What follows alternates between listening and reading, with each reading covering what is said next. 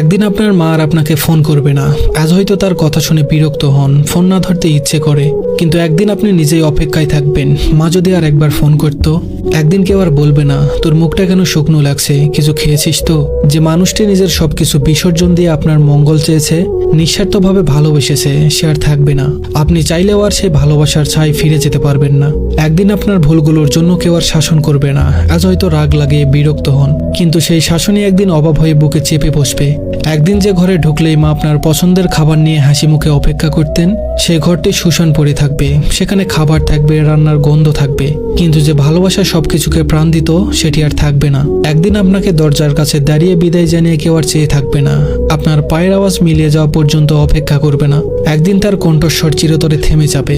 একদিন আপনি তাকে ডাকার জন্য চিৎকার করবেন, কিন্তু কোনো জবাব পাবেন না। তার হাতে মাথায় হাত বুলিয়ে দেওয়ার আর কেউ থাকবে না।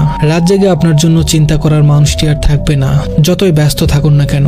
একদিন আপনি সব কাজ ফেলে শুধুই তার স্পর্শের অভাব অনুভব করবেন। তখন কোনো কিছু দিয়েই সেই শূন্যতা পূরণ করা সম্ভব হবে না।